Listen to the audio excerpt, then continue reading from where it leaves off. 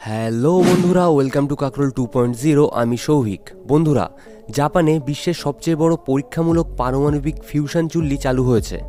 ভবিষ্যৎ শক্তির চাহিদার কথা বিবেচনা করে বিশ্বের সবচেয়ে বড় পরীক্ষামূলক পারমাণবিক ফিউশন চুল্লি চালু করা হয়েছে জাপানে। ফিউশন আর ফিশন শব্দের মধ্যে কিন্তু বেশ পার্থক্য রয়েছে। ফিউশন পদ্ধতি বর্তমানে পারমাণবিক বিদ্যুৎ কেন্দ্রে ব্যবহার করা হয়। একটি পরমাণুকে বিভক্ত করার পরিবর্তে দুটি পারমাণবিক নিউক্লিয়াসকে যুক্ত বা ফিউজ করে এ পদ্ধতি। দ্বিতীয় বিশ্বযুদ্ধের সময় যে পারমাণবিক বোমা নিক্ষেপ করা হয় তা ছিল ফিশনধর্মী। ফিশন প্রযুক্তির ব্যবহার নিয়ে সারা বিশ্বে নানা ধরনের সমালোচনা রয়েছে। 2011 সালে জাপানের ফুকুশিমাতে সুনামির আঘাতে ফুকুশিয়া দাইচি রিঅ্যাক্টর নষ্ট হয়ে যায়। এতে তেজস্ক্রিয়তা জলের মাধ্যমে সমুদ্রে ছড়িয়ে পড়ে। প্রায় 1.5 লাখ মানুষকে সরিয়ে নেওয়া হলেও এ দুর্ঘটনার ফলে এ পর্যন্ত প্রায় 2300 জন মানুষ মারা গেছেন। নতুন ফিউশনধর্মী পারমাণবিক চুল্লিটির নাম JT60SA। এর প্রধান লক্ষ্য হল পারমাণবিক শক্তি নিরাপদে তৈরি ও বৃহৎ আকারের শক্তিকেন্দ্র হিসাবে কাজ করা। কার্বনমুক্ত উৎস হিসাবে ফিউশনের সম্ভাব্যতা যাচাই করার মাধ্যমে নতুন সুযোগ তৈরির পরীক্ষায় কাজ করবে চুল্লিটি। টোকিওর উত্তরে নাকা নামের এলাকায় তৈরি করা হয়েছে এই চুল্লিটি। 6 তলা উঁচু চুল্লিটিকে দূর থেকে ডোনাটের মতো মনে হয়। নাকা ফিউশন ইনস্টিটিউটের এলাকায় চুল্লিটির গবেষণার কাজ চলছে। এই চুল্লি 200 মিলিয়ন ডিগ্রি সেলসিয়াসের উত্তপ্ত প্লাজমা ধারণ করতে পারে। ইউরোপীয় ইউনিয়ন ও জাপানের মধ্যে একটি যৌথ প্রকল্পের অংশ হিসাবে এই চুল্লিটি তৈরি করা হয়েছে। এই একই রকম আরেকটি চুল্লি ফ্রান্সে নির্মাণের কাজ চলছে। সেই চুল্লিটির নাম ইন্টারন্যাশনাল থার্মোনিউক্লিয়ার এক্সপেরিমেন্টাল রিঅ্যাক্টর। জাপানের চুল্লিটির লক্ষ্য হচ্ছে হাইড্রোজেন নিউক্লিয়াসকে ভারী উপাদান হিলিয়ামের সঙ্গে ফিউজ করা। এই প্রক্রিয়ায় তাপের আকারে শক্তি নির্গত হয়।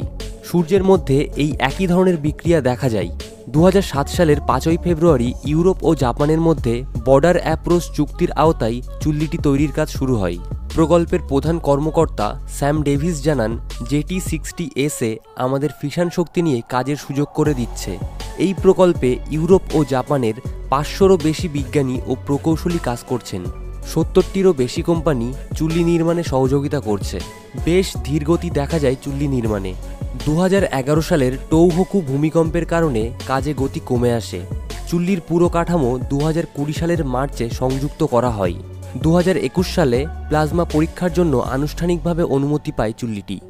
ইউরোপীয় ইউনিয়নের জ্বালানি কমিশনার কাদ্রি সিমসন বলেন, JT60SA বিশ্বের সবচেয়ে উন্নত টোকামাক। টোকামাক এমন একটি মেশিন যা চুম্বকীয় ক্ষেত্র ব্যবহার করে প্লাজমাকে ডোনাটের মতো গোলাকার রিং আকারে সীমাবদ্ধ করে। এই বৃত্তাকার আকৃতিকে বৈজ্ঞানিক ভাষায় টরাস বলা হয়। ফিউশন জ্বালানি ইতিহাসের জন্য একটি মাইল ফলক।